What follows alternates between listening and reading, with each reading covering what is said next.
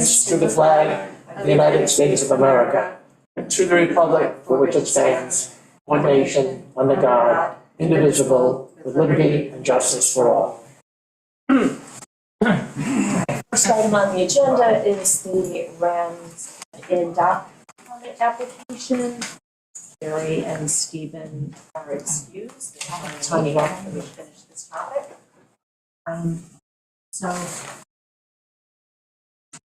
we, the four of us, get to decide what direction we want to take on this. AJ, you had an idea to talk about the pro-doc, anti. I want to summarize what I think I've heard, either in person, through writings, videos, and this could take a little bit of time, but I'm not going to rush this. Okay. We heard a lot.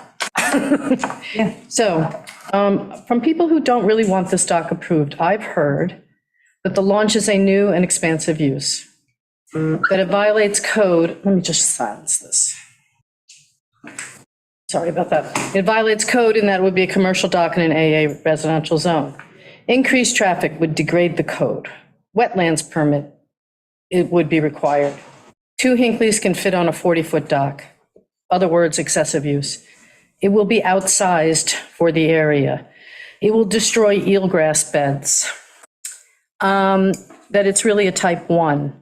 The prop action versus on the aquatic vegetation on the bottom.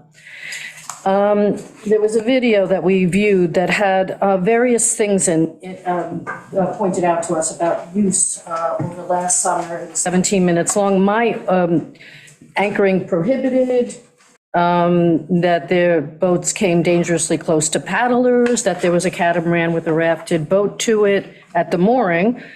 A water sport boat came to the dock, and another boat that was perceived to be too large for the dock. Mediterranean anchoring was observed. To go on, leave the video, eyesore because of its height, and it's larger than the existing dock by a lot. So that's what I heard against it, but people don't want it.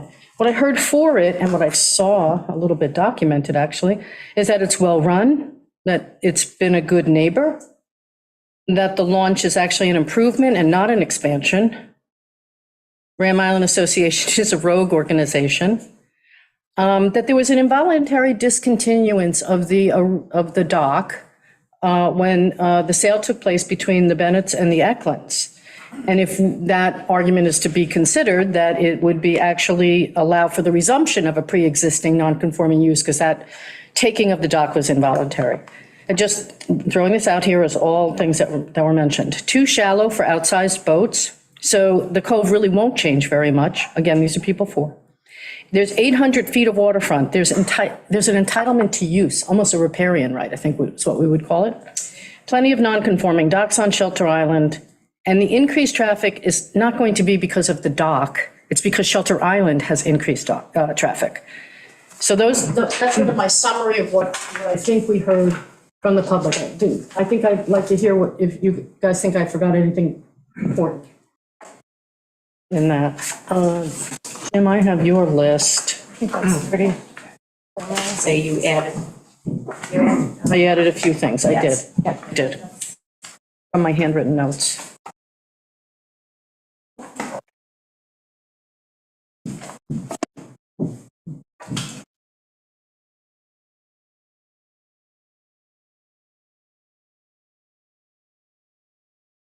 The secret review was made. Right. Oh, yes, true.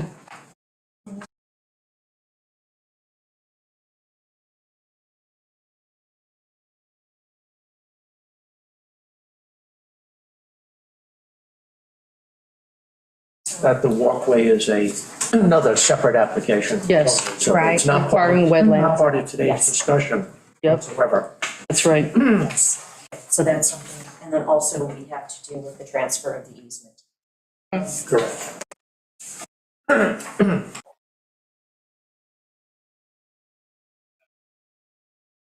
Oh, we also heard, I'm just seeing it here, side yard setbacks were not depicted, but they were. They're on the They were on survey. the survey, yeah. See if you want to hit these points, discuss most of the things. I could start with that. Yeah, I would like to start with just, you know, we've been tackling this issue for the better part of almost a year. It's occupied a lot of the town board's time, taken a lot of concerns. We've listened a tremendous amount to the pros and cons, which BJ just tried to encapsulate in just a few minutes. We've taken that all into consideration. At the same time, we want to be fair. And we want to enter into the 2023 season in a timely fashion. The continuing of delaying of this application serves nobody any good. It is time for the town board to make decisions, and we are prepared today to discuss some of those things. So that's really where we're at. We appreciate and respect everybody's inputs thus far. We have closed the hearing. It is now time for us, after having listened to all of that input, to have a discussion here. And we have not had a full discussion of the four of us on each one of these items, and that's what we hope to accomplish today. And I'm going into it, just like I think my three colleagues are, that we'll take it point by point and try to be fair. I think the thing that's driving me more than anything is to be fair, you know, and to reach some type of agreement that we can all live with, you know, to the best of our ability, and that creates a safe environment. You know, safety is the number one thing that has driven this from the very beginning on this discussion. Way back last spring when we were out at we all visited out there. It was something that we So, yeah. talked about, safety. So a couple of things in this discussion will be different than other dock discussions. I think we should just say that out loud. Use because it's a hybrid dock. We don't have those. We have not discussed those in a, as a government. Right. Really, they have evolved over time. And so because of its hybrid use, there'll be some discussion of use. I don't think we can avoid it. I think we have to touch on it at any rate. So I think- But in light of that, Jim, we have to also think use, yes, but enforcement, ability. Correct. If we're going to put Correct. any kind of use restriction, if that is where we go, we have to think about that. And being reasonable. So we don't view this as a commercial dock. We don't view this as a residential dock, as PJ just said. It's unique, and it's similar to, Pre-existing correct, pre-existing non-conforming, but it is somewhat of a hybrid kind of a use, and that's the dilemma that we've had, you know, since the start of this discussion, is to find that middle ground of what is safe and what is fair for everybody. All right, I'm going to start with the launch, or you want to say something, Meg? Well, I just, on do you want the to do? use, I went back to, reread the town code again today. So what we do in 53 is regulate the use of town-owned docks, size and placement. But when I went to find, okay, so what parts of use, because I'm looking at this is a dock application. So it's placement, it's size. Permit issuance and terms, 5391, acceptance of a permit shall constitute an agreement that it shall be the owner's responsibility to, it says endure proper usage of the structure at all times, but I think maybe ensure proper usage is probably what was meant, to maintain the structure in conformance with those regulations and in the interest of public safety and protection of the waterways, and not to obstruct any rights of the public as may exist for the use of the underwater lands. And it should be an impediment to citizens' navigation, allow suitable and unobstructed passageway around and over the dock. So my take on what kind of use restrictions we put on here, I'm not sure is 100% appropriate for a dock application. So Any at all? No, I'm willing to Yeah. discuss. I'm putting out there There. that I'm coming from a place where I don't think that this is the appropriate place. Like we have site plan review if there's an increase in use for business. There's also ZBA when people have use changes. So I think there's other avenues and that this is maybe not. So I'm just putting that out there. Okay. So now we can go point by point, but I just. Right, right. I kind of want to start by just defining what we're reviewing and what Yeah, what we're doing. so the dock, as we are reviewing it today, is strictly the fixed dock and the floating docks to the mean high water mark. The elevated ramp does require a wetlands permit, so that will not be part of our review today. That is a separate application. And that was related, and it will be. In this application. Right. So that will be a separate application.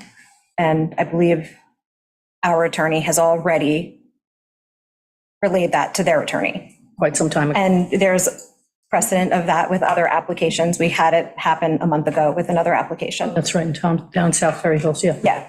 So what we're going to be reviewing today is strictly the fixed dock portion with the floating docks. Not that ramp. That ramp is a different permit. Yeah. All right. So I guess a question for Tim Hill is, do we put that in as a condition?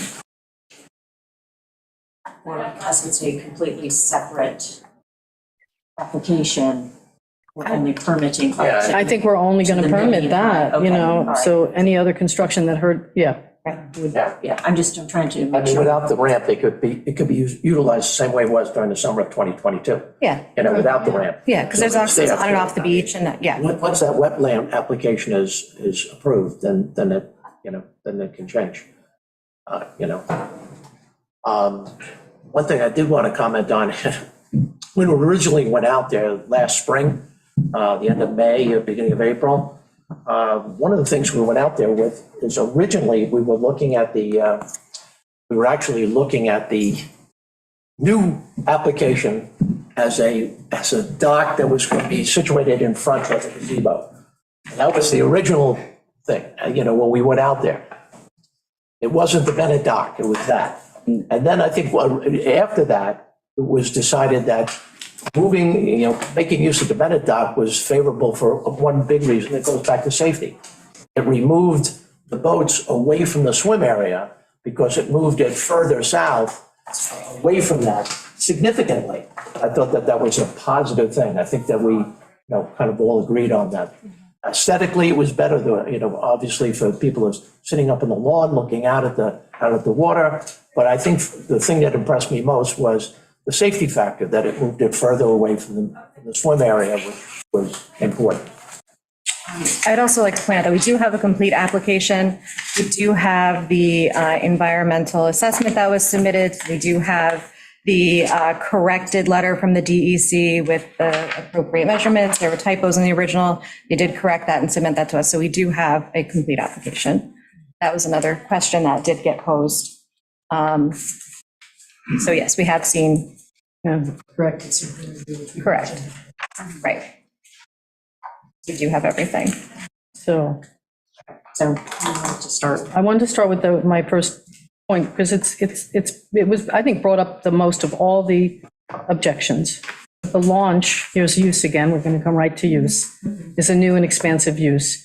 And I would argue it's not. And you can look at it in a bunch of different ways, but the way I'm looking at it is there's 7, 8 moorings, there could be 8 dinghies, one launch. I'd rather have one launch. Furthermore, people again suggested in the hearing that, well, we should restrict it and not have it serve the anchorage. Why? Do we want 20 dinghies coming in from the anchorage? That anchorage can get very busy. And if the Ram's Head Inn does a good job at its restaurant, there will be demand. And so I'm thinking safety and use and traffic levels. I don't see it as an expansion. I see it as a substitution for, and resulting in less traffic. That's what I think about the launch. You want to argue with me? No. First of all, I would never do that. You're bigger than I am. Number 2 is, I think Mike Gaynor. I don't see it, I see it as a safety issue as well. Less traffic, less boats. That's what we got the commercial moorings for. The other thing about having a certified captain that is on that launch, not only does he or she could serve that means, but it's another safety factor. and that goes for noise and people traveling in too quickly and other, call it shenanigans that may happen in the area. By having the launch person there, they can police that, help police that. I think that we have our, one of our 2 boats out, stationed in that area 24/7 is unrealistic. Can they be there if it's an emergency or they get called to that? If there is a violation of some sort? Absolutely. But I think the launch does two things. It provides a safe avenue for people to go to and from their boats and protects that swim area. And it also kind of self-polices that immediate area, which I kind of like. I think that's a good service. And I think the fact that you have somebody who's highly credentialed doing that, knows the expectations of the owner and following through with that is a plus. Right. And we're not licensing a launch. No. Right. We're approving a dock and use, and so can the dock be used by a launch? Yes. I mean, I think it's, for sort of what I'm kind of saying, but I just wanted to answer some of the things brought up by the public. This brings me to the next thing. Use, dinghies and launch only at the dock? Restrict larger boats to drop off and pick up? These are all things that were raised as possibilities to mitigate what everyone is assuming is going to be an increase in large boat traffic, which is an assumption. I don't think there's any demonstration that last summer saw a large increase in larger boat traffic. Maybe an increase, but since the boats are not owned by the inn, I don't see that as the inn expanding. Right. Large boats could always pick up a mooring and send a dinghy to the beach. They don't need this dock. I think the traffic. What are your feelings on that? Because that's a key question. It is a key question. I don't know what I feel about this. I think my view is boaters usually don't want to crash their dinghies into docks. They usually don't want to damage other dinghies by crowding in there.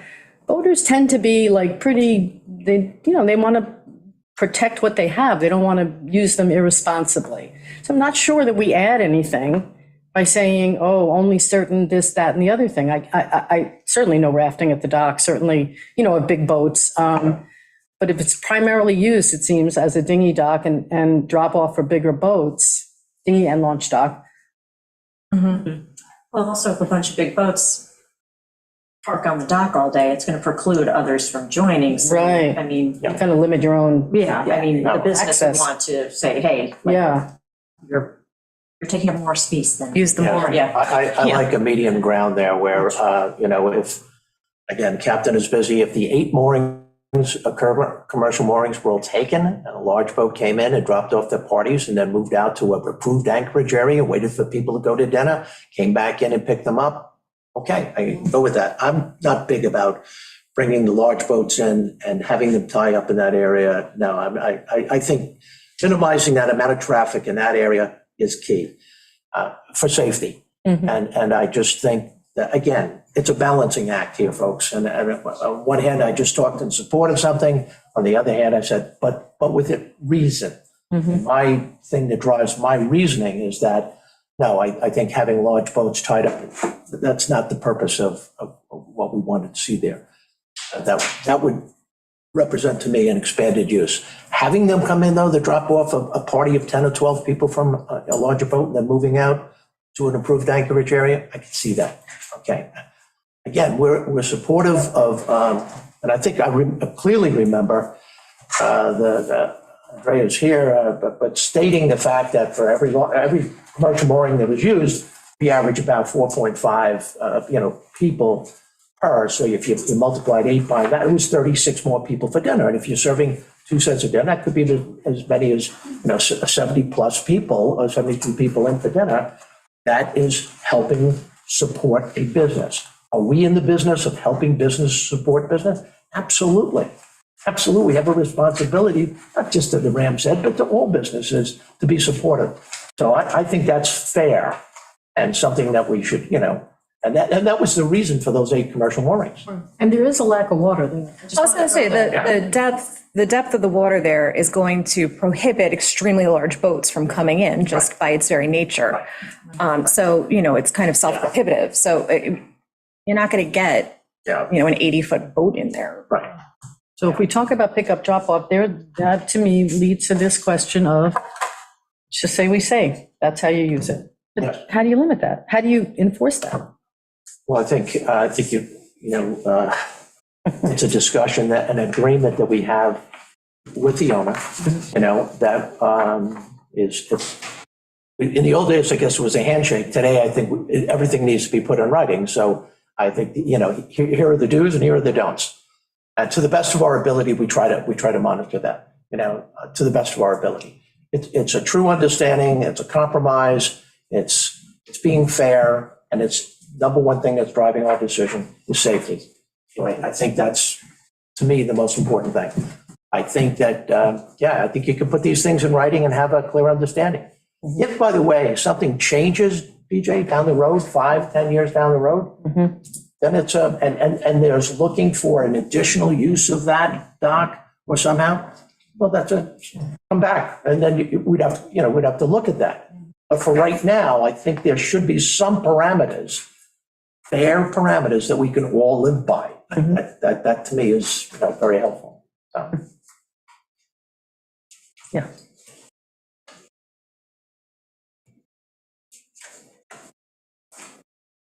Do we want to just talk about the dock and the ramps, that they're being relocated from the old Causeway dock? Yeah. Because I think that's been a concern to people, that the configuration is slightly different than the existing Bennett dock, the existing Causeway dock. So, so the dock itself, the size of the dock, the configuration of the dock, the existing Bennett dock as originally designed was the floats for the old Bennett dock, so to speak, were 16 square feet smaller. Existing Then floats on the causeway. the existing floats on the Causeway dock. This application is essentially asking for the floats from the Causeway dock to be moved to the Bennett dock. It's an overall difference of 16 square feet. Right.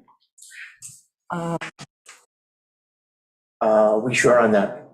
We definitely sure on that? I mean, I had the dimensions of the old Bennett float as 10 by 20 and 28 by 8.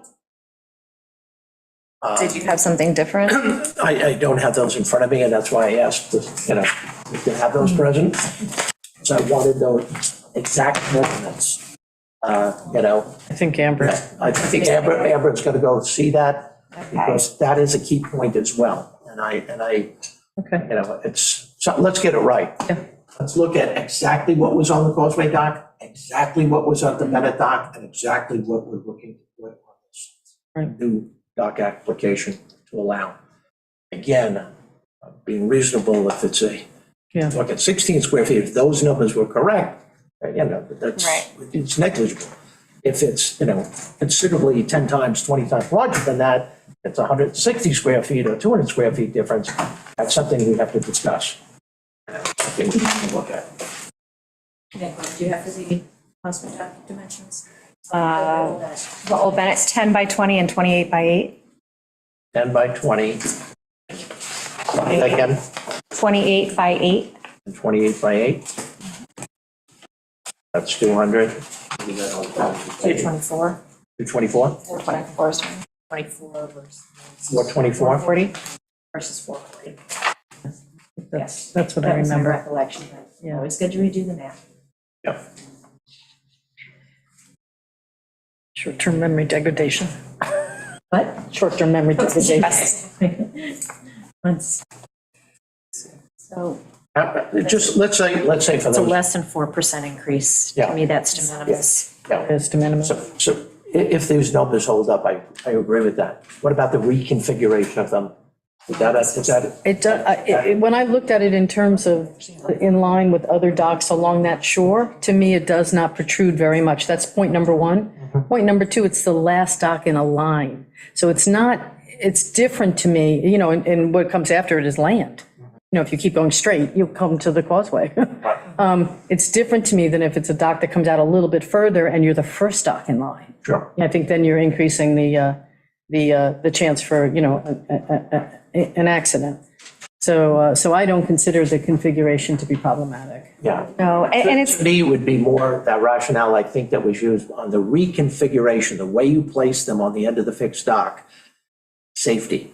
That would be the number one thing when it comes in, safety, moving people on and off the shuttle, onto the floating docks. So to me, it's about safety, because again, unlike a residential dock where it might be used once or twice a day, this is going to be used a lot. There's going to be a lot of people. It is a floating dock. So therefore, safety would be a consideration, in terms of reconfiguration. And not everyone knows not to wear heels. Correct. Not to wear heels, I like saying if you're a boater, you kind of know that, unless you want to get wet. or your shoe stuck. I think that the length of it too is in keeping with all the docks down that row. Yeah. The fixed dock next door is about 120 feet long. And that's, without floats. And then the one right beyond that is 100 feet long, and then 120 foot with floats. And then the one beyond that is 150 feet fixed, and then 175 with the float. So it's in keeping with what is already existing. Yeah. Okay. Again, those numbers support the 16-foot differential. Four of us are okay with that. Kind of a little slightly to the left of topic, but I think somewhat, in terms, it illustrates how we think about this. When we're talking about wetlands and encroachments, the first 100 square feet, am I right? We don't count? You get a pass when you're building if you want. I don't know that that applies to a dock. No, I know it doesn't, but it's how we think in terms of minimal, that there's a minimal impact that sort of impacts how you're thinking about it, 16 square feet. Right, that I understand. Minimal, yeah. Site specific. Yes, yeah, that too. Okay.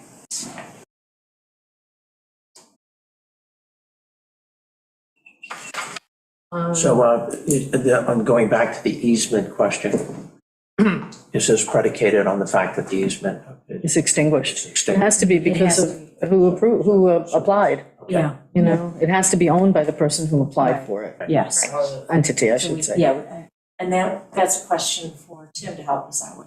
What point do we need that Easement easement to be extinguished. extinguished? Because, Process, right? yeah, because we can't grant something to somebody who doesn't own full Right, rights to the dock. right. And can we just ask for the permit? For the filing. Have applied for it. Right. As opposed to. Execute it. The county, right. Right. Tim's coming online. Do you want to weigh in on this, Tim, as to when you think would be the best? Before we issue the resolution, before we issue the permit, before completion of construction? Yeah, I think we'd have to figure out the sequencing of that, and that would be a condition of the grant. But the condition could have a timing provision for the satisfaction of that to be done. So I think what would make most sense is upon prior to the completion of construction, that would have to be completed. Completed or filed for? Like, do you want the final back from the county or proof of submission? Or can I, know what I mean? Can I push that a little further, Tim? Proof of submission before permit, and then the county takes what the county takes. I mean, I don't know if we can hold on or. Right. I think the proof of submission is what you need. Obviously, even in normal circumstances, you can't control county, Right. but now more than ever, timeframes for the county action Yeah. are Yep, created or Right. compromised. yeah. Proof of submission, I'm good with that. Before issuing the permit. Yeah. Yeah.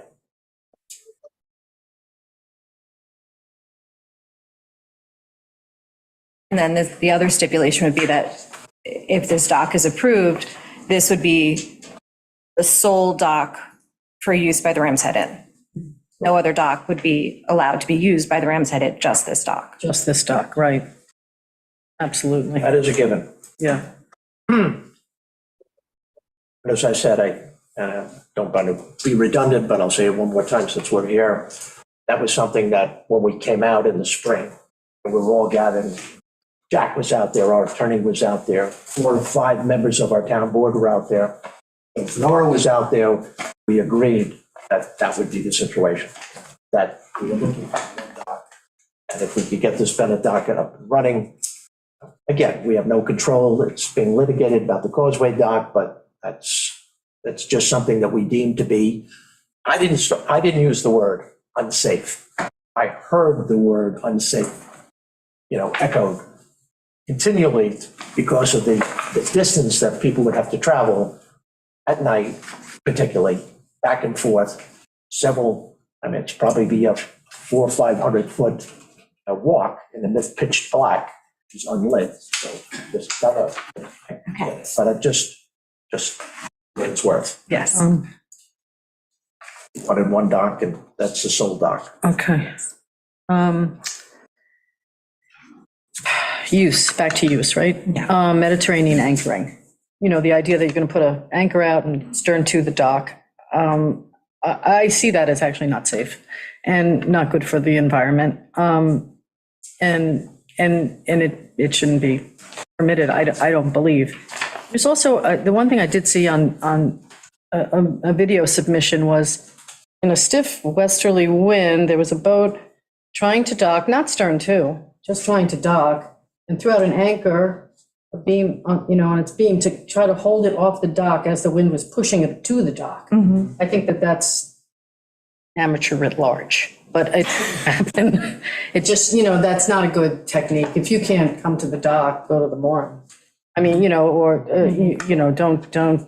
don't be dragging your anchor across the bottom. It's just, but again, if the launch guy is there and can do something to prevent such a thing, that would be great. And who's to say they're on private docks doing that all over the island? I'm just bringing that up as a.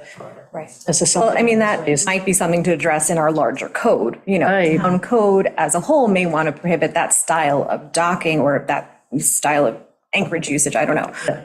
Yeah. But, as a condition here, it's something that Yeah. and monitor themselves. Yeah, and if we do stern too, this whole idea of how far do you jut out into the, really then becomes a part of the issue. Waterway. Yeah, exactly. So we should put this in as a stipulation that this is alternative to work. So it's in there until we get that in place. But, 53-19, will prevent the obstruction or interference with navigation. So that's, stern two is would not be good.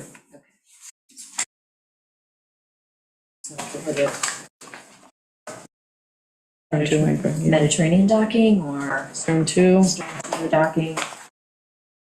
And we'll let you work on specific language of that, but you get our gist. Sure. Let me just mention in this interlude here that there is no eelgrass there. That's true. Beach grass. Yeah, the eelgrass beds are over in the Cockles Harbor. There's some, Field and some by Taylor's Island, I think. There's nothing here, so Those 2 areas, eelgrass area. the dominant eelgrass areas are. I was out there just a little while ago, a couple of weeks ago. There was a ton of eelgrass on the beach, but a storm had just happened and it just kind of washed across because when you look out from the dock or from the beach, you don't see, that's a scoured bottom, that's a sandy, bottom. Might be a few crabs there. All right.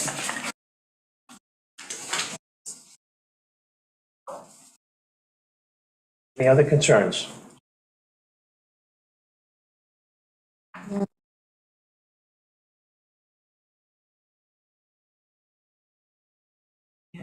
Next one on your point was. Yeah. Oh, the increased traffic will degrade the cove. We sort of spoken about, I have, in the context of the launch. But again, we're talking about a dock. If there's no dock, what happens? People beach. I mean, I've traveled on my boat far. And, if there's no dock, you just take your dinghy to the beach, drag it up a little bit, tie it off to a tree. And so there's nothing to prevent the owner from doing that. Again, I'm just saying the increased traffic is a function of Shelter Island, I think, of what's happening here. Yeah. Not the business practice.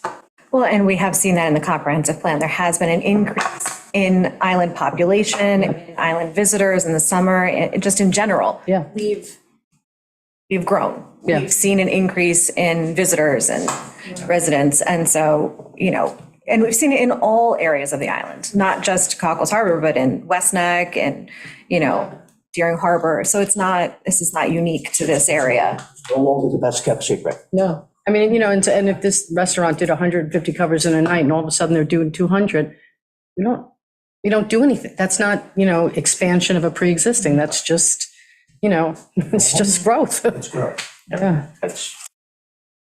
And we're trying to monitor the best of our ability that, but To- same token, Yeah. be supportive of, Keep the quality of life as best we can, but for every freedom you give up, it's a trade-off. yeah, it is.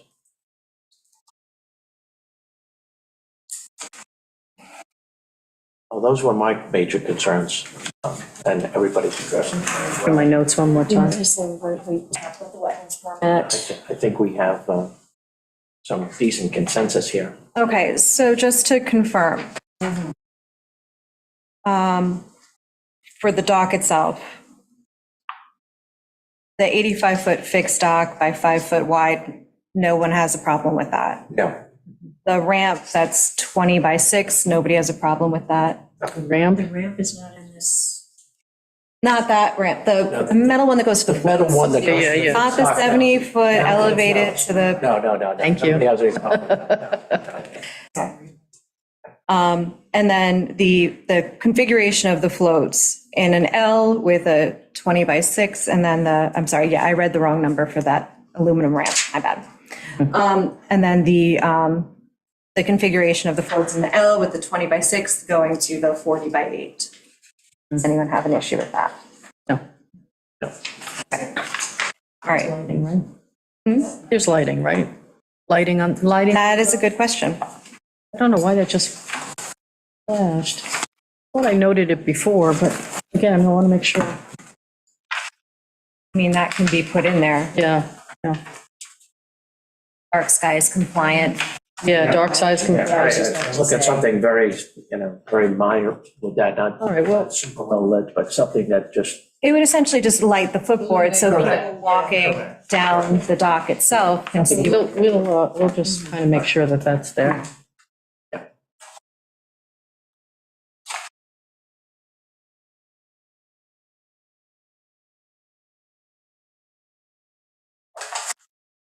And also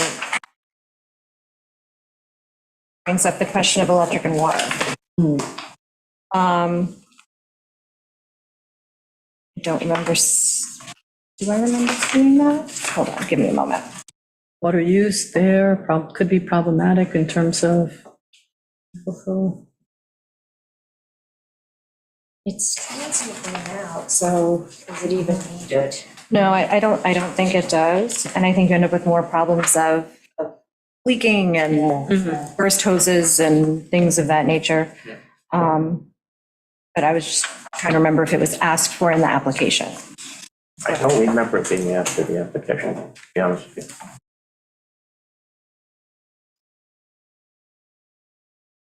I think maybe I've asked myself this question before and answered it, and I don't remember what my answer was. Okay. I'm thinking it was no, because otherwise I would have remembered. Well, if you find it, Yep. we have email it Yep. to Tim so he I can will. Right. incorporate it. Any other issues on this? Interesting.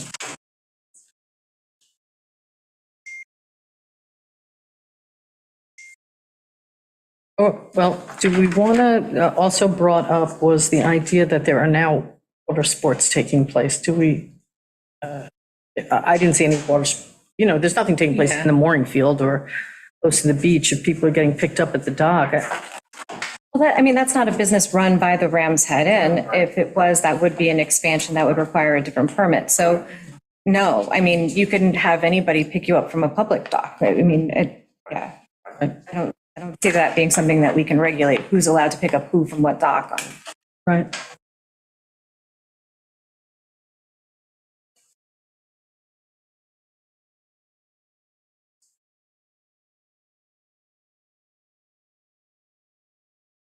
I don't see it, but if I find something, I'll let you know.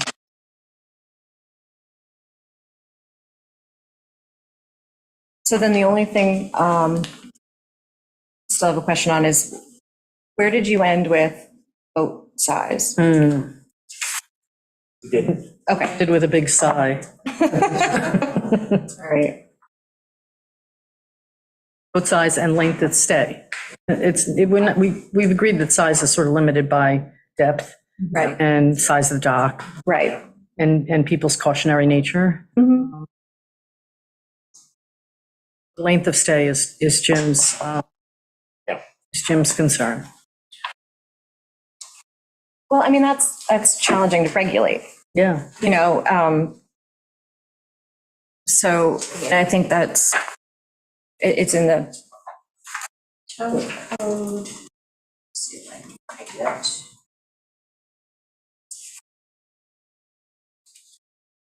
Okay. 14 regulations regarding living or residing on boats and docks. No person shall live or reside for more than 1 week on a boat, berth, and private dock. A person who shall live or reside for more than 48 hours on a boat with a head at a private dock must maintain a written log indicating pump out. Person shall live or reside on a boat at a commercial dock for any length of time without express permission of the dock or marina owner. Private marina policy, so this isn't a marina.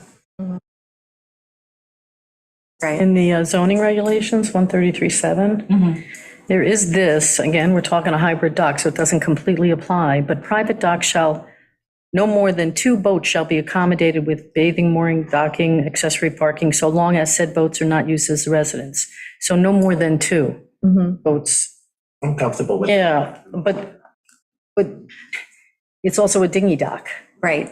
You know, again, the launch is there to reduce, from my perspective, dinghy traffic.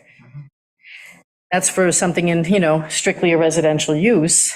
So, Well, if any boat's going to be there for an extended period of time, like a day or two, then it should be on the mooring. It shouldn't be on the dock. but are you talking that people shouldn't go to dinner there?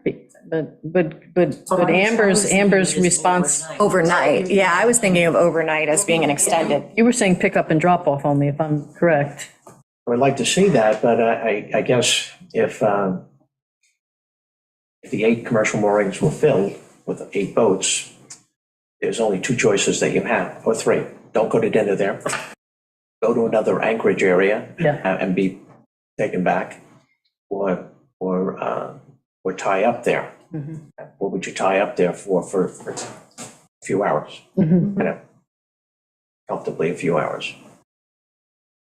It's not the ideal situation because it's not a huge dock, even with these, reconfiguration of the floats. So it's more advantageous to keep that area open as much as possible. It prevents any further damage of the boats coming in and out of there, so I think that's, again, I go back to what you said prior to this, what's enforceable and what's practical and, Yeah. No rafting out at the end, I don't know. no raft, no, absolutely. You have to put that in? None of Well, I that. know rafting is in the town code in general, isn't it? Or am I wrong on that? Respecting moorings. In respect to moorings, okay. Yeah. No rafting on the moorings, okay. No, it can't be on the dock, no. That's, Well, that's a condition we can put in. Yeah, because again, into the navigation. Right, correct, correct. But what do we think about overnight?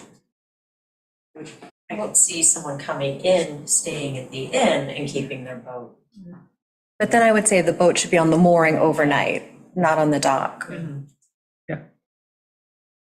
No overnight sleeping or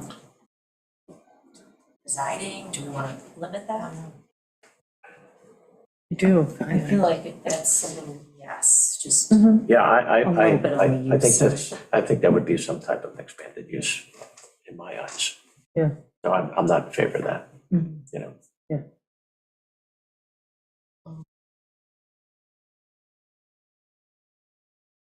I think with everything too, I mean, there has to be this acknowledgement that in boating, there are emergencies. There are, so, if there's a legitimate, Sure. you're in a storm, you need, Yeah, what is any port in a storm? Yeah. pretty much. Yeah, Okay. Even for our police boat coming in an emergency situation, Yeah. Nice for the police boat to dock, Yeah. if we had an emergency there. All right, so is this horse dead?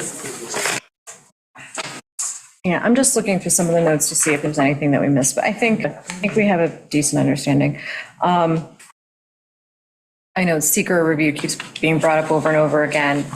We have our letter from HAJAC recommending a type 2 action.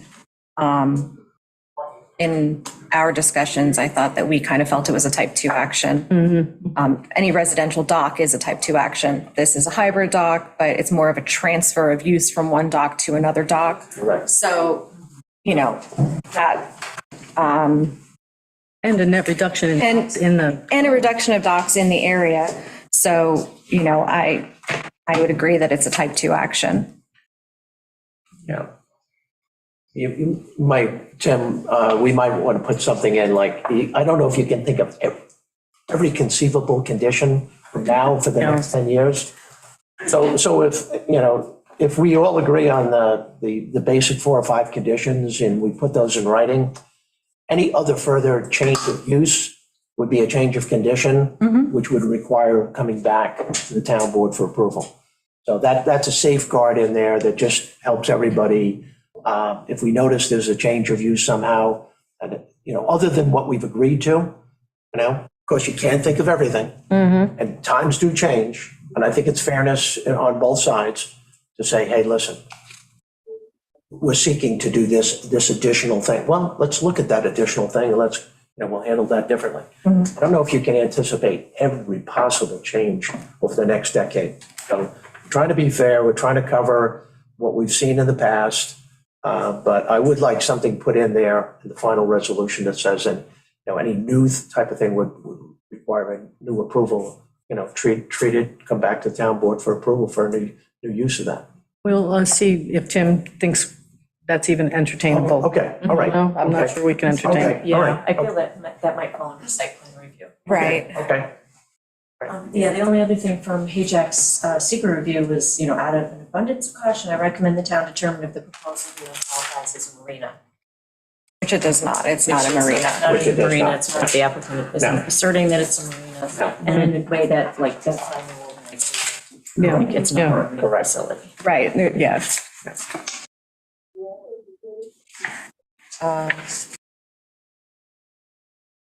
Just, I don't have anything additional. I don't, it's everything I have on my. yeah, I was just looking at.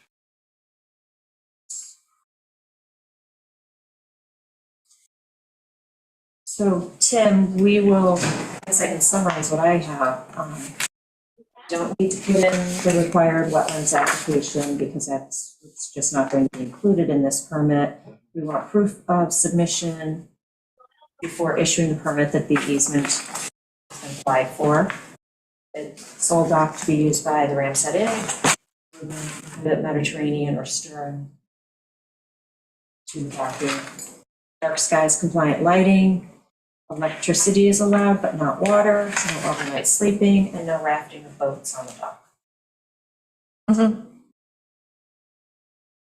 if you want, Tim, one of us will type that up and send it to you, so you can draft the resolution. All right, I have notes, but that's probably better if you send it. All right, sounds good. Okay. I think we're good with that. Yeah. You're good. It might be light at the end of the tunnel. Do we have to have Jerry and Stephen back? We're doing really well. Yes, Yeah, we should.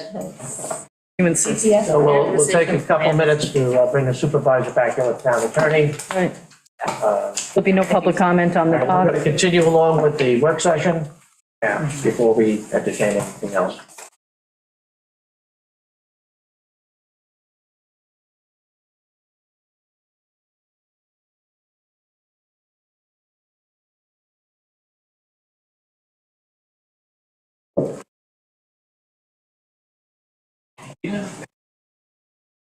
Or did I misspeak? No, Oh, yeah. we're just not taking it during our discussion. At the very, very end, it's open for comment, but not, Just can't consider it. we're not, entertaining any new information. Yeah. Hearing's closed. Yes. Hey, Bob. How are you? Hey. I saw you online. I was eating fondue. I saw you. Or I was eating fondue. With shisha. Oh, I love that place. I love I that. thought it was. I didn't know that was your cousin, that is wonderful, that whole street, Oh, I know. every single place is really special. Okay, what Mine, yeah, I have to get mine, It's just, different cheeses I've never seen before, it's just, it's all wonderful. Now, they also have a lot of like pure meats, like super soft, very good.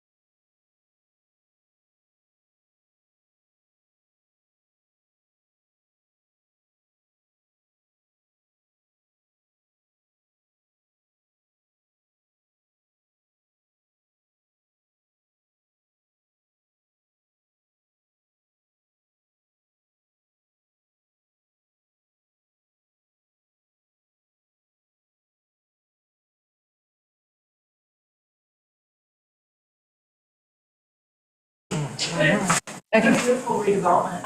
get mine, Yeah. To see people do that, things with full property, yeah, knock it down and. yeah. Except whoever allowed that bank post office, what was that, to be built? Hideous, it's on for sale on the corner? Oh, yeah. No, that was. Yeah. That should be knocked down. It's not. All right, this, All right, what's up next? Okay, next on the agenda is the CPF acquisition plan update. This plan is supposed to be updated every 5 years. It was last updated in 2014 and it expired 2019. So we have to update the plan.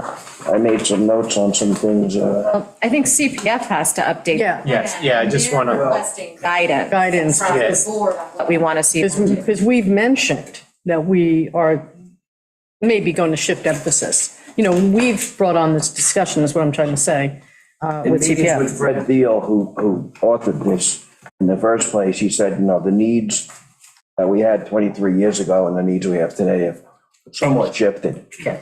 So I think I made a list of the things that I think we need to look at, rather than I highlighted things. Wait, Jerry, can I just put it into context first before you get into that? So again, this is called the Community Preservation Project Plan. And as you stated, it has to be updated. Acquisition plan, I'm sorry, right? No, project plan. Community Preservation Project Plan is what it's called in the statute, town law section 64-E.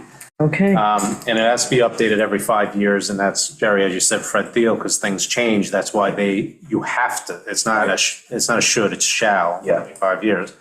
And no funds may be expended unless it's in accordance with the plan, and it must include every parcel the town desires to purchase or encumber with restrictions in order to protect community character. And you have to also prioritize same, so not only do you have a list, you got to put it in priority order. So that's really what CPF needs. It needs guidance from the town board to determine which properties to prioritize, what type of uses to prioritize. So I just want to run through a list real quick again. What pursuant to the statute is warranted for the protection of community character. So CPF funds can be used for parks, preservation of open space. But before you get into all that, Yeah.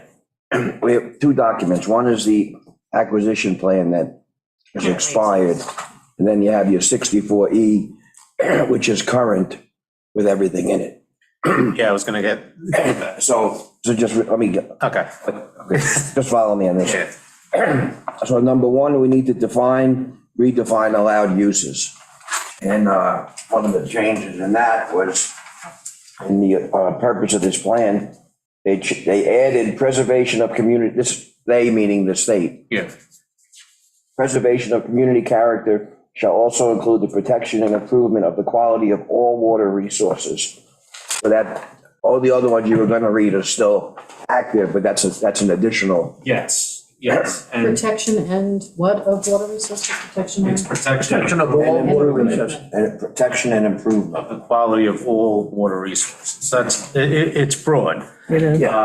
But this, like traditional things, again, with park, open space, scenic vistas, wetlands, aquifer recharge, beaches, shorelines, wildlife habitat, pine barrens, creeks, forests, public access to water, historic properties, fisheries, maritime heritage, green belts.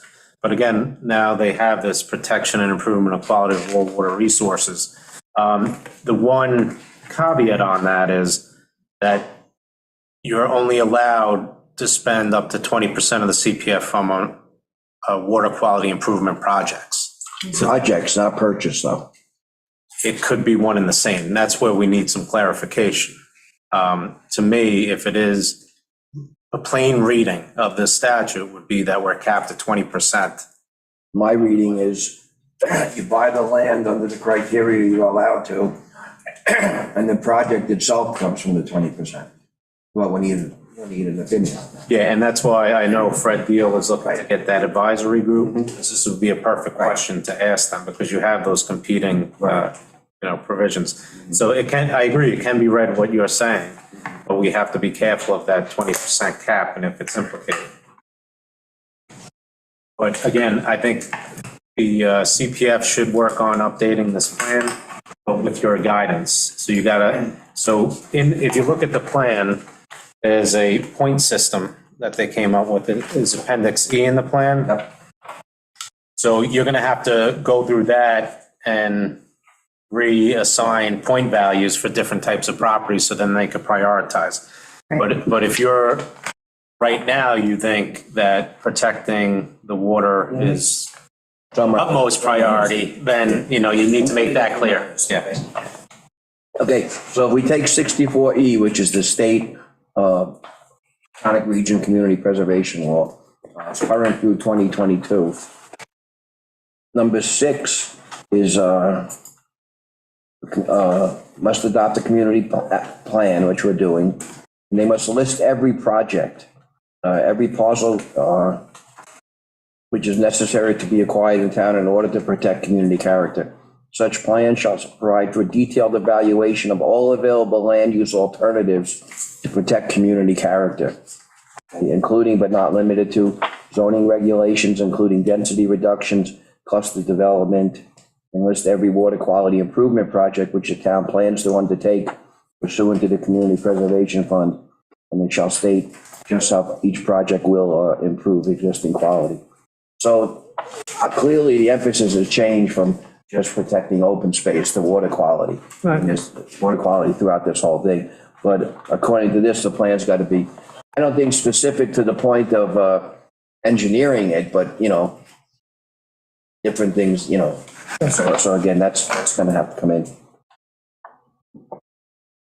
Funds for the Community Preservation Fund may only be expended for projects that have been included in this plan.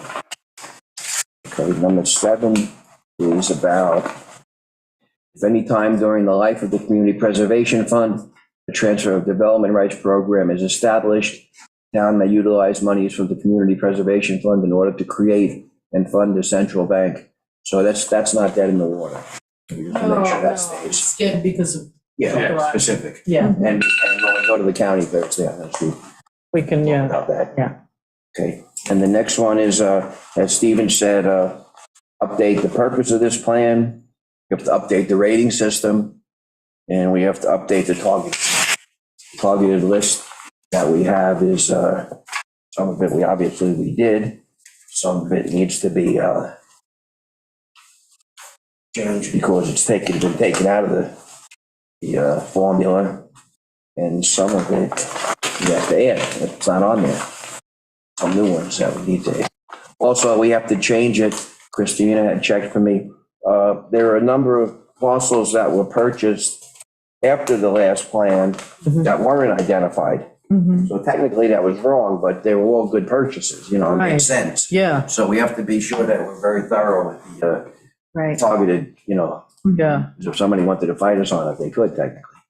It would probably be good if more than one person did this. In other words, So we have their plan, I mean, we have the original, yeah, but I've gotten the assessor, she's updated, you know, and sent me a database on an Excel sheet. So I should be, you know, so for instance, all properties above 3 acres, Right. whether or not they have a structure. Yeah. Because they're subdividable. and that's part of the original plan we You know, have, yeah. right, so But we never- that needs to be updated, But two, as Stephen has said, this is really something for the CPF committee, but I think I can do it too. In other words, if two people are doing, you know, we won't have omissions and, you know, we're likely to have more accuracy, I think. well, twofold, part of it is that any parcel that's significant, Yeah. but more so ones that we're targeting, Yeah, you know? right, there is that list. Yeah. And I did some preliminary on there, but again, you know, to me, that's just I've just updated Schedule 1 based on what has happened since the last one. In other words, the Fallert property on Nostrand Right. was subdivided. And so now there's also the Knight Family Trust. So now it's two separate that need to be listed separately to be considered, you know, sort of prioritized properties. Right. Whereas if we just left Fallert, we would have missed out on Knight. Right. So, Aren't on the assessment roll anymore. Or maybe they've changed hands. exactly. Well, that's it, some of these that were targeted, Right. one priority was the remainder of St. Gabe's. Right. That's sold. That's gone, yeah. Daniel Lloyd Road was purchased. Now, it was purchased, but should it come off a list? Maybe that's a good question. Was it on the list simply because it was on the market? It was on the list because it's Because extended. of its out. size. Right. So should it come off the list? Uh, Well, they're looking for directions. But you're spinning. I know. No, but they're looking for but it's directions. a targeted property. Right. So you can still target it if it's a different owner, Right. Okay, make him an offer. well, I mean, you could say that on anything, you could say that on St. Gabe's. St. Gabe's, you could say that on Brush, Crescent Beach. Not after they build the 5 houses on there, I don't know what I'm gonna say. St. Gabe's is no longer one unit. Right, it's been subdivided. Yes. So is it further subdividable? Right. That's maybe I the think, question. yeah, right, because that's, yeah.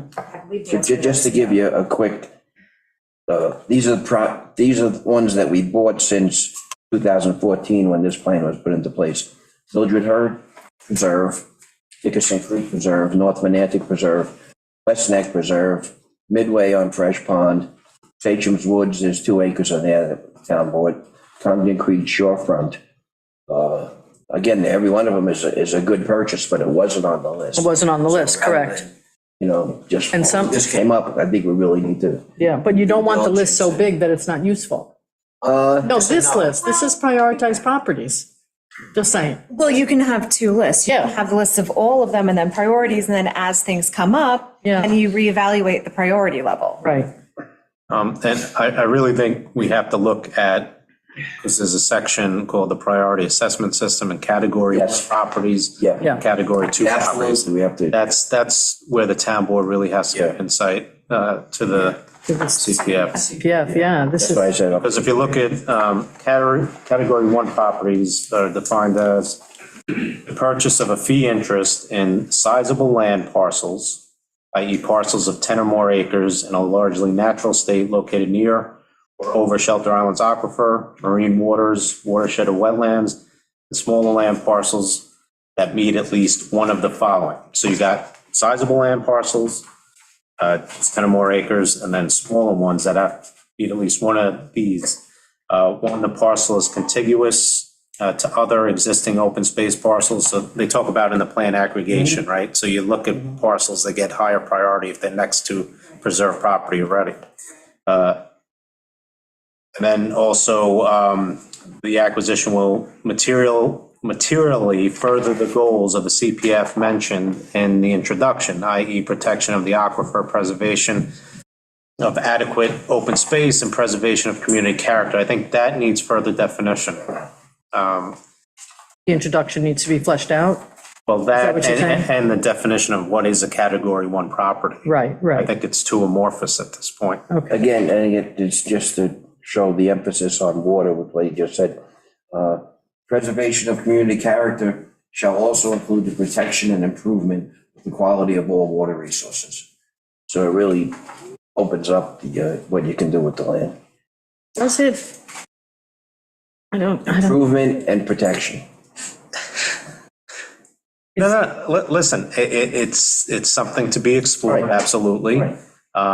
But I'm really adamant that we push to get this advisor, like, put Mr. Thiel's feet to the fire on this. This is very important for the whole East End, so we have some clarity on these things. Someone seeing him Thursday? Tomorrow. I was trying to end when I go around the table, like, anything else I need to hit him with? This might be enough. Well, We keep going. Yeah, I got it. Yeah. Okay, all right, anybody else have anything else? So what's the next step? We make our notes, we'll talk about it once more in work session? Yes, I And think, we'll bring the Bring it to the CPF CPF. in? Oh, yeah, bring them in, okay. yeah, I I, should do it once more ourselves and then bring them in. yes, the Right. town board needs to look at that section, town law section 64E4 is what lists preservation of community character. So look at that, look at the acquisition plan, the Schedule 1, Schedule 2. And, you know, Appendix, 64E, right? but it also. and then the point system, yeah. Yeah, So yeah, Appendix E Appendix is how you effectuate your priorities.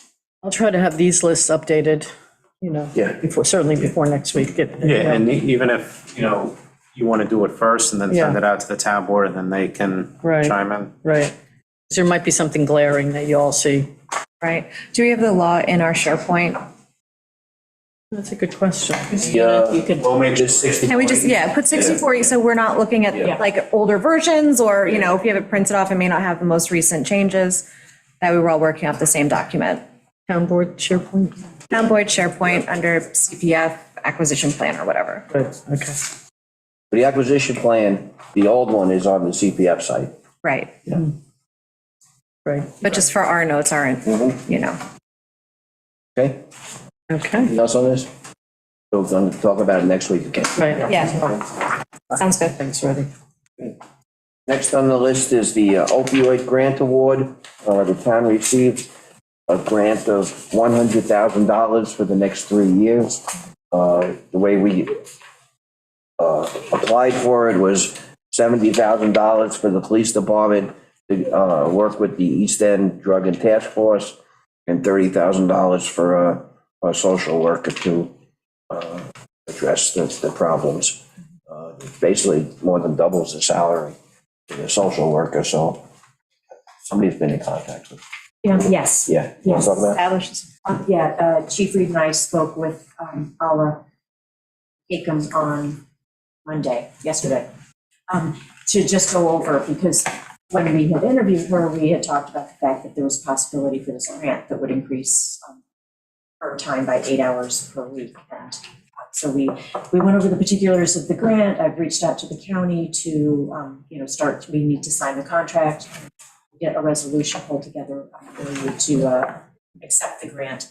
But Chief Reed is working on the participation with the East End Drug Task Force and what he needs to do there.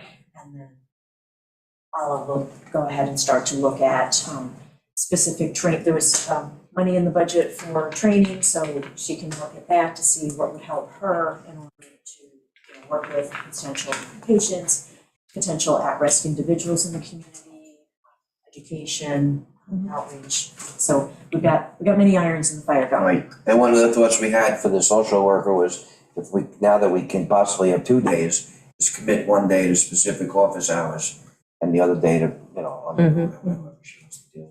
Yeah. Clients. Was she receptive to all this? Oh, yes. Yes, okay, Yes, definitely. okay. Yeah, so it's very exciting. So Amber, we'll do a resolution next week accepting the grant. Okay, Speaking of office hours, did we have you examine an office in the front of that building? we're still working on it. Okay, She's aware. yeah. Okay, next on the list is 9 Cozy Lane. I think we're gonna have something for the next week's town board meeting also, Stephen. Yes, so we had an independent engineer go out to the property. His determination is that the structural integrity has been compromised and it's a health and safety situation. So we're going to send that report to Mr. Conroy, certified return receipt, with a date for when we're going to have the next hearing and give him an opportunity to be heard at that point. But I know Joe is going to work on a written report for us. So we'll have 2 reports plus, the chief building inspector's, observations and his conclusion on it as well. That'll all be in the record. And then at the next meeting, you'll have to make a determination as to whether you want to board and secure or demolish. So Stephen, the next, we're gonna set the hearing to, I'm working with DeSantis, who's sending it out, so I can Right. make sure that Mr. Conroy would have enough time on receipt to attend the hearing, or so I'll work, it's probably not going to be the next, obviously not the 31st, so probably, when's February's board meeting? Yeah, So 20th. that might be enough we'll time. set the hearing next. Because we skip We'll AOC. set the date. We don't have to set it per se, we can, Oh, we don't? no, because it's open. Oh, okay. And my problem is, emergency, he's just not gonna pick it up. He's gotta be served.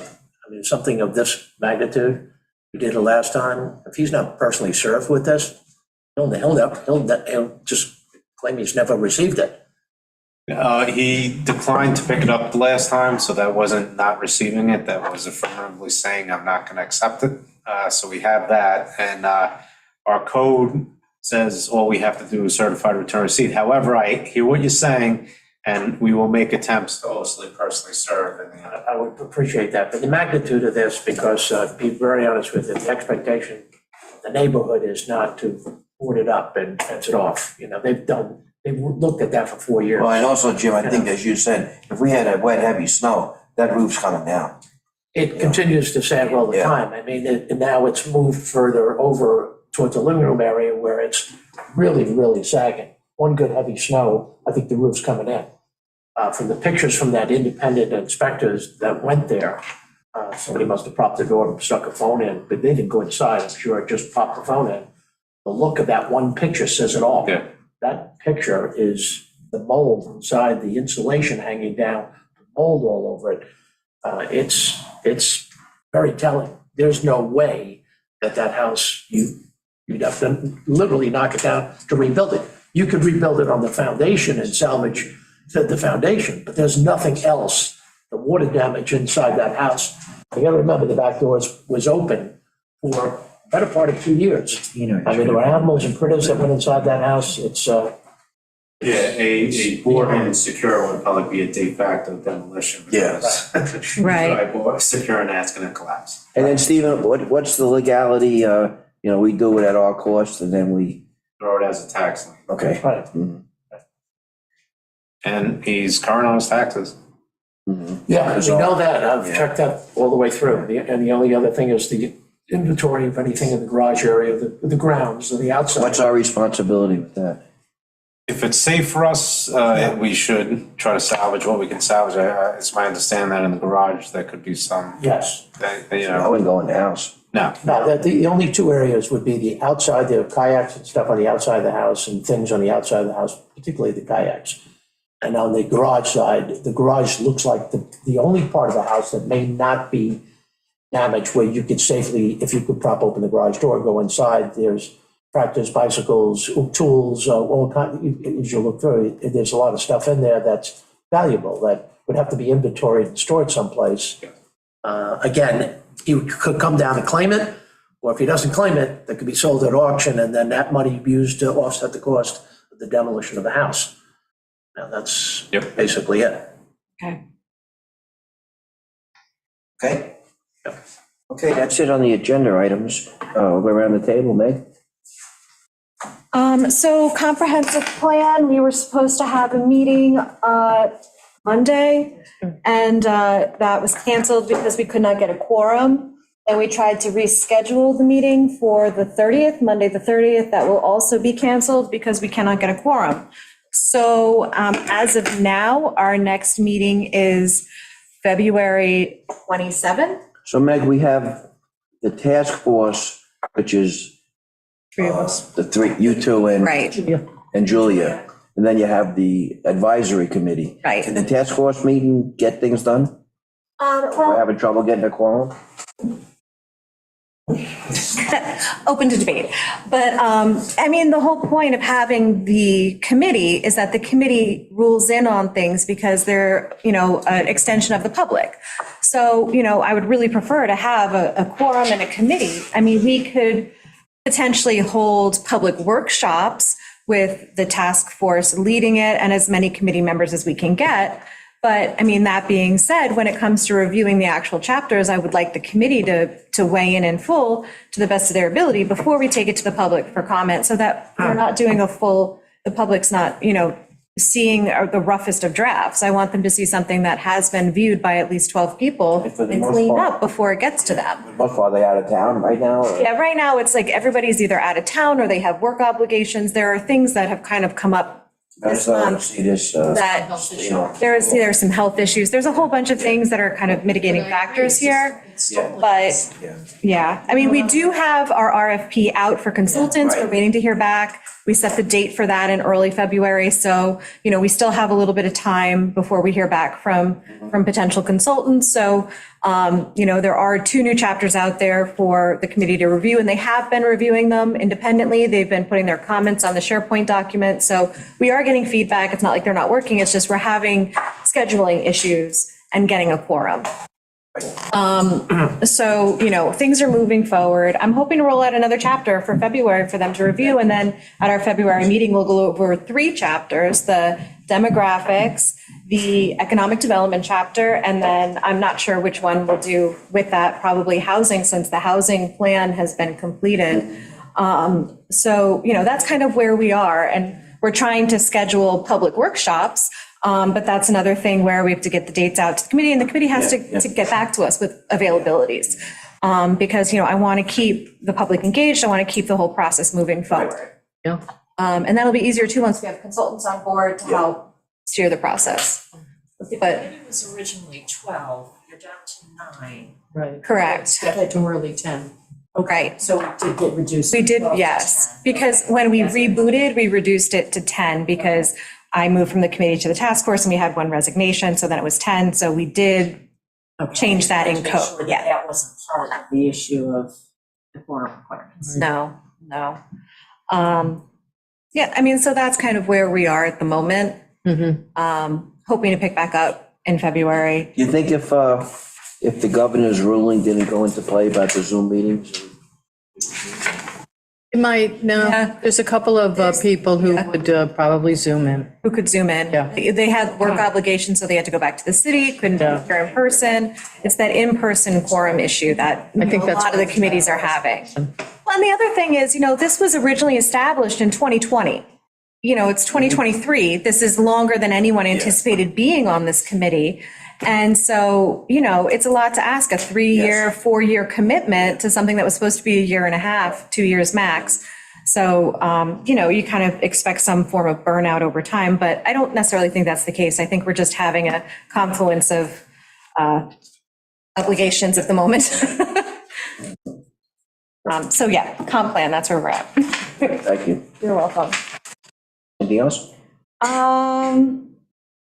Planning board met, there was really their organizational meeting, so there was nothing too significant there.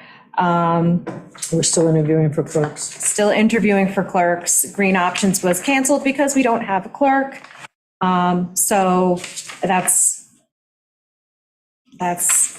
pretty much it Okay. for me. Good, thank you.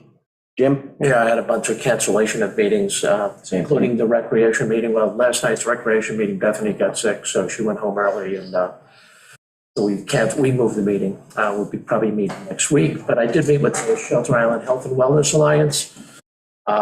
Lori was there, Steve Sachs, Nancy Green from Italy, and Ala and myself, we met, had a 40-minute Zoom meeting last Friday.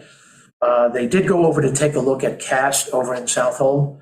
CAST stands for Community Action Southold Town. It also stands for the Center of Advocacy, Support and Transformation. It was established in 1965. We went over there specifically about food sharing and other possibilities as well. The mission of CAST is to promote self-sufficiency and provide a safety net for North Fork and Shelter Island residents as needed. The vision is to build a thriving community where every member is free from the worry about basic necessities and is able to build a better future for themselves and their families. Basic needs being nutrition, clothing, energy, employment, and education. They're involved in all 5 of those areas. Ali has been transitioning with Lucille. They have met several times back and forth over the phone, and they will meet in person, getting familiar with clients, resources, and things of that nature. And she will become a member of the Health and Wellness Group as well. Jim, before you move on, CAST, they have a definite impact on Shelter Island already, right? They do, and Mark, in fact, my wife is involved in that. So she's worked last week, 2 days over there and 2 afternoons. So not only. Every other Thursday, they work Thursday? Yeah, Yeah, come to Cobbitts Lane Firehouse. yes, Oh, they moved it to the firehouse? yes. Yes, Yeah. for the weather, because it was at the top lot. But the numbers are surprising. There's like 40 families or something like Yeah, that. it's, 40, 50 families it's a real, residents. it's a real presence. It's a real Yeah. difference maker. Wasn't there concern at one point on the part of the town of Southold or somewhere emanating over on the North Fork about the cost of the Shelter Island component? Has there been any more concern? Do we need to worry about fundraising and? I don't know, I could ask. I think it's a combination of, we need to see what we're allowed to do as a town board Right. to contribute to it. Yeah. And also. And the Lions. I know the quite Lions Club donates like $20,000 a year. Yeah, so that might be, Yeah. that's something we could look at and discuss, Yeah, because CAST was asking for some of the grants Yes. that Southold has. Right. Right. So, hey, wait a minute. Right. You service other towns, not just us, so we're not gonna give you. And same thing, going forward, we could put it into the community development block grant. That's fine. There are 2 other topics. Steve Sachs, who is our social worker, retired from East Meadow School District, working with the Latino community here on Shelter Island, another big emphasis for the Wellness Alliance. He's established a good relationship with many of the young Hispanic men that come once a week up to play indoor soccer in the school's gymnasium. So he's got a real inroad with those guys. The goal is to engage our Hispanic community. We're reaching out, identifying local Hispanic adults that want to be part of this program. So we're going to try to recruit 2 or 3 or 4 of these guys or gals into the program to try to get them to be part of moving forward. The group, Into what? well, what we're trying to do in the health and wellness group, in terms of promoting. Soccer? No. But by the way, the school has, if you read the paper. I saw The school that. is starting a soccer program at the JV level for 22 boys signed up. That came directly from students. My wife has been instrumental in trying to get that up, for discussion with the school board. It looks like it's a positive for next year for the fall at the JV level. So once we engage the Hispanic community, we'll reach out and identify local Hispanic adults who want to be part of the program. The group has discussed several names that might be served as good leaders. Right? Developing a needs assessment, that would be the first thing. We wouldn't develop that needs assessment. We would ask them for the needs assessment and see what the needs actually are and try to meet those needs. I did update them on the discussion we had with Dr. Potter at the medical center and also at the senior center. We're trying to rename the senior center. So I did distribute those all to you guys. I'm looking for input into it's the stigma of the name itself. A lot of people don't visualize themselves as being seniors. It's a stigma that a lot of those organizations have done away with, and they've come up with catchy names and phrases. And I think that's something that we want to do as we restructure and reshape our senior center. The last thing I have is we have Nick Cardardis is being interviewed over here at the library. Nick is a psychologist and an addiction expert, an internationally renowned speaker, one of the country's foremost addiction experts. He is the co-CEO, Chief Clinical Officer of the Maui Recovery in Hawaii and Bridgeway Recovery in Austin, Texas. A former clinical professor at Stony Brook Medicine, where he specialized in the teaching of neurophysiological and treatment of addiction. He also taught neurophysiology at the doctorate level and has closely developed relationships with Dr. Howard Schaefer, who is the associate professor at Harvard Medical School and the director of their division of addiction. He is the author of a book called Glow Kids, and this book is a clinical, neurological, and sociological aspects of technology addiction, which is a new type of addiction which has been identified with kids being addicted to technology, and is also the author of How Play-Doh Can Save Our Life. Our young, so this is, it's kind of exciting. So we're looking to move in that direction. I think it should be a great program. Will stimulate a lot of interest, and we'll announce it when we finalize that. He also is, he's established the thing called CHAB, created an intensive experimental for a nature immersed therapy. It's based upon outdoor behavior healthcare. CHAB has proven to be very effective as an intense intervention to help addicts shift out of self-destruction and toxic lifestyle patterns. Obviously, in Hawaii, when he runs that program there, there's a great deal of opportunity to get out there and put addiction aside and get immersed in some amazing wildlife kinds of experiences. This would be something that I would be really interested in pursuing after town boards kind of stuff. But this is a kind of exciting stuff. He's kind of on the cutting edge. As a sidelight, he was a bartender, was a former addict himself. So it's not like he's, a Harvard grad and then he hasn't experienced some of these things himself. He's been through it, and he's highly successful and well thought out in the United States. So it's another great program that this organization is bringing to the library and bringing to the Shelter Island community. So I think that's, yeah, I think a lot of people don't recognize, because it's very new, the addiction that younger people and children have to technology. Yeah. That instant dopamine fix when you're scrolling through is real, and it's becoming more and more of a challenge. And there's actually an interesting trend going on amongst late teens, early 20-year-olds, where they're starting to denounce social media, things like that, and returning to books, like going back to old school, which I absolutely love and would embrace and would promote. And the only reason I know that is because I have siblings in their early 20s. And so it's kind of a nice trend to see, because, they know most of it's fake. And, how am I supposed to live up to this fake life that I'm looking at? It causes so many psychological problems and depression. And it's a great trend to get away from social media, get away from technology, get back to existing in the real world and reading books and engaging in thought and analytical discussions with people. And, I'm really hoping that trend continues. A lot of young couples were out during the pandemic. As you drove around the island, the number of people walking their dogs and pushing a baby carriage on social media, I mean, it's just incredible. I rarely saw anybody that was just talking to the person next to them, two women side by side pushing two carriages and just focused on this. And by the way, the roads, they're fairly safe, but you got to pay a little bit of attention with a baby in a stroller. You go to a basketball game today, on a Friday, even over at school. You see the number of parents that are on the phones throughout the entire game. Look at the people at the Knicks game spending thousands and thousands of dollars a ticket. Like this. Yeah. They're watching the game on the phone instead of.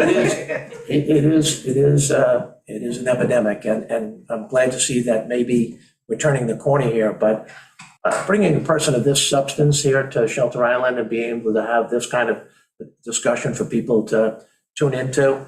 Hope we record it. I hope we get it on Channel 22 for, if people can't make it that particular night, whenever we offer it, that we're able to use that, over and over again to just acquaint people, maybe bring it to school for back to school night or something like that. It's an important program for people to look at. Good. Yeah. Thank you. Any group? Amber? WQI met on Thursday, and Joe Fenora presented a proposal for funding the next stage of the Fresh Pond remediation project. So as a refresher, we had gotten a New York State DEC grant for an engineering study of possibilities of how to, deal with the phosphorus and the.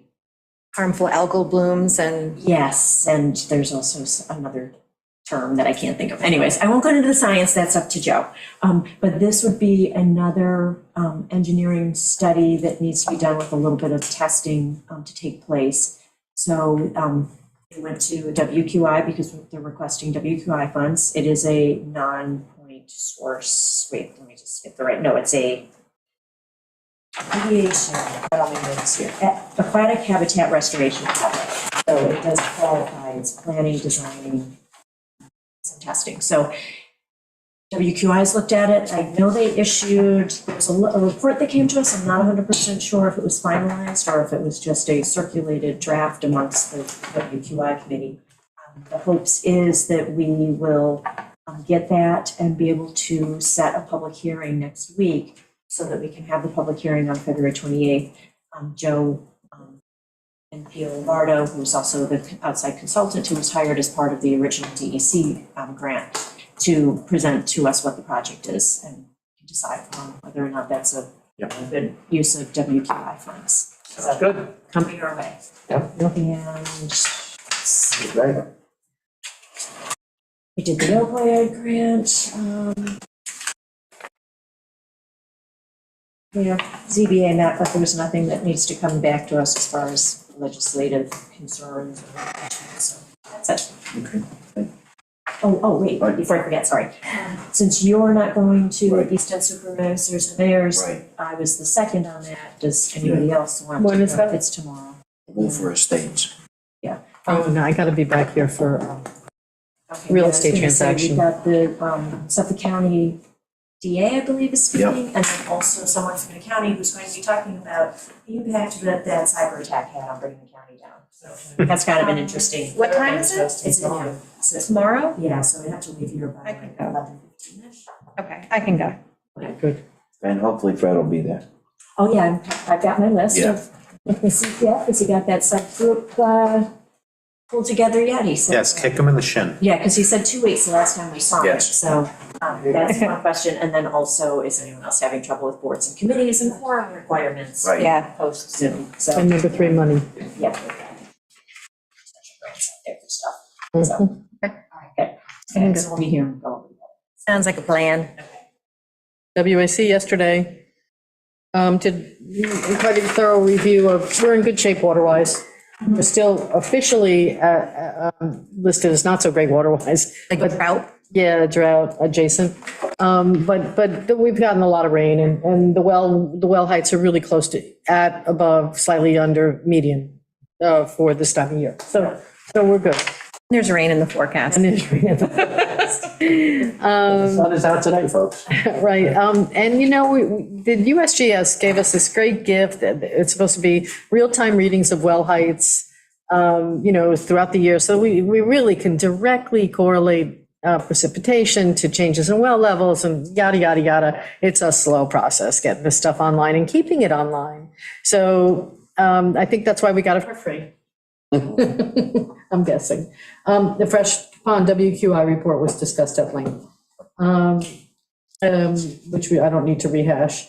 The wastewater treatment plant was discussed as well, more in the sense of where we are in the process of it, and reiteration of why this would be a good thing, because Joe was at the meeting. Why the wastewater treatment as opposed to other processes.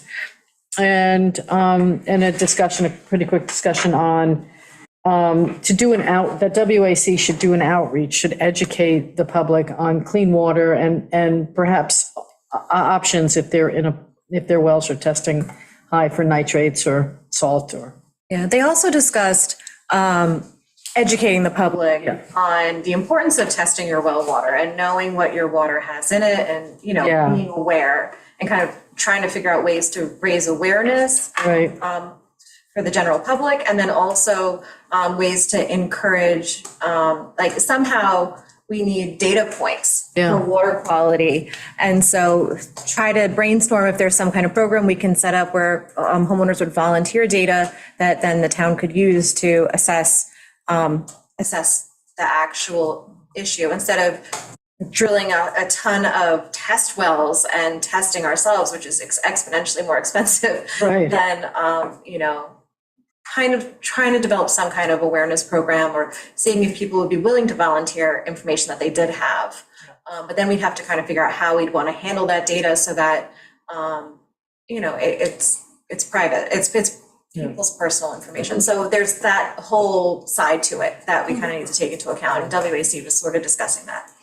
BJ, the other thing is, on our to-do list is, review the irrigation laws and, possible Yeah. fertilizer. That has fallen by the wayside of Yeah, I think we were WAC. asking them for some, yeah.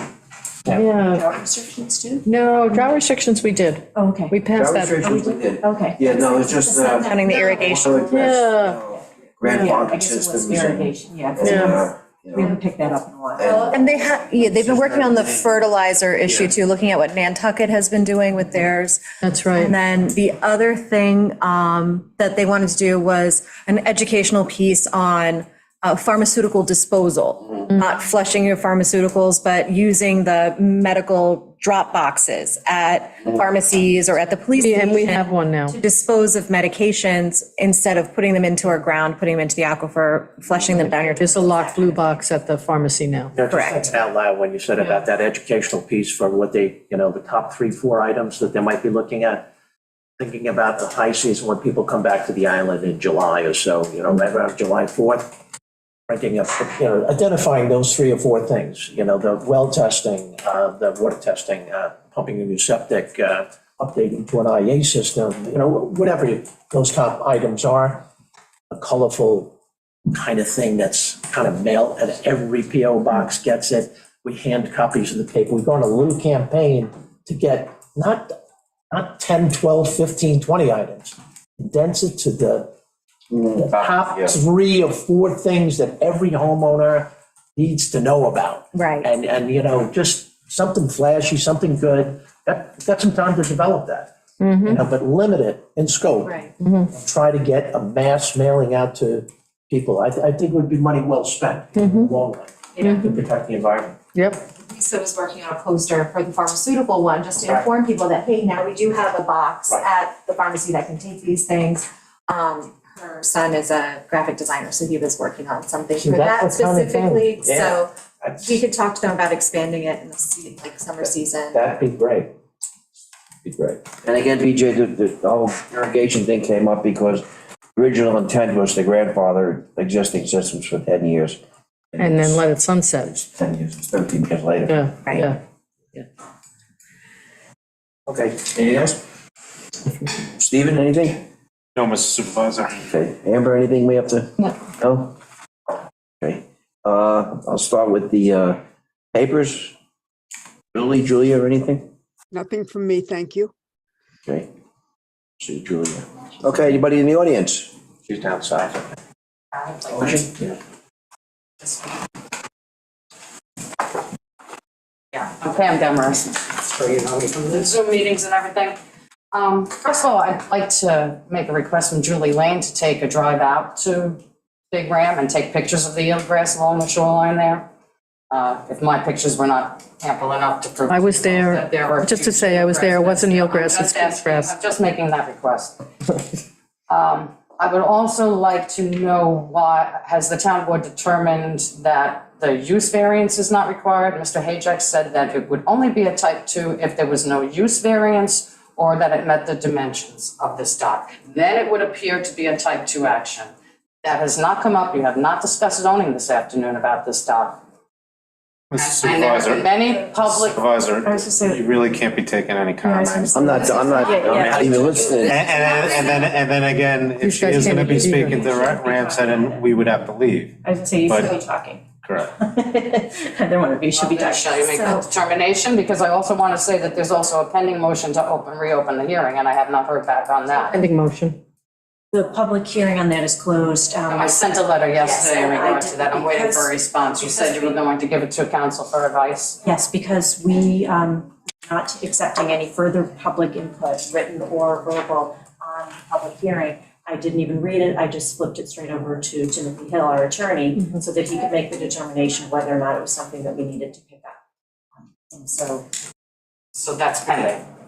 Okay, and then the other question is, in fact, if you were going to consider this a type 2 action. It's not pending. No, It's not pending. it's not, yeah, it's not pending. He said we did not need to reopen the public hearing. So that was the advice of counsel. And then also, I mean, once Can I get a again, response to that in writing then? Because I got no response to that other than it went to council. I'd like to see that from him. I will, he's still on, so hopefully he's heard that. But also, once again, with respect to the Ramsden Inn, we are not taking any further public comment. I'm allowed to make comments on this. This is, you're about to write the resolution and I have a few comments to make and I will make my comments. Closed. I don't think, Hearing there's is I'm not giving you closed. any more new information. We've discussed this, you said it's a type 2 action. I would like to see in the resolution which out of the 46 listed in the state law it falls under in the resolution. Tim, are you still available? I see your screen is off, but you're still And I- there. I'd like to just address one more thing, which is the actual physical nature. Now, you say that you're gonna eliminate the ramp, but there are also stairs that are on the shoreline.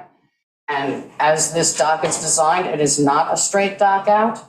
The first 40 feet from the landward side seaward is a ramp, as shown in the plans, and then it goes straight out. So you can't just change this and say, okay, well, now they're just gonna do a straight dock and not present it to us as to what it is you're gonna approve, because that's a complete change if you're eliminating the staircases and the ramp as Okay, part so- of that application. It's completely different. So this is a work session. The public hearing on this application is closed. These are my comments in regard to what was discussed at this work session. I think I have a right to respond, a right to say what I need to say. But the work sessions are for us. I understand, but these are my public comments following up. As you go forward in approving this application, she can't start construction until she has the thing from the Army Corps of Engineers. And did you say that there's no water and electric? Because it is in the DEC application that she has a water supply. We did say no water. So we're not taking this to the zoning board for the variance. No, We're not requiring that, even though it's not within the setbacks of a AA zone. We gave our stipulations and conditions today. Our attorney will draft the resolution.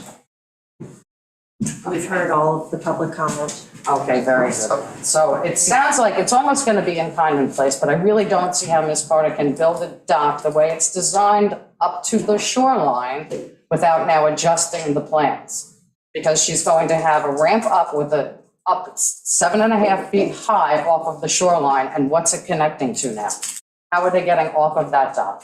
she has stairs that go on either side, and then if she That are wants. 7.5 feet high that need the wetlands permit for it. Yes. And she'll So apply you for a can't- wetlands permit and see how that And goes. we're expecting that she's going to get that permit without a doubt. Really And so not she'll comfortable. build the dock. Really I'm really not It's comfortable. very strange, I'm just trying to understand. the Area is process. closed, And I'm not Pam. trying to stop I heard you. approving something, I just want to understand what it is The you're wetlands approving. application is a separate application when and if it's received. And that's when it will be addressed. That's very good then, and your declaration will be in there according to secret, even though you've tried to do the part 2 of the analysis. Great. Thank you very much. I will be expecting something from council on the motion on the public hearing. No more. Anything else? Tim will advise her. He knows better the law than I do. Correct. Okay, anybody else? Anybody in the Zoom audience want to say anything? You understand what I'm saying? Okay, I don't see anybody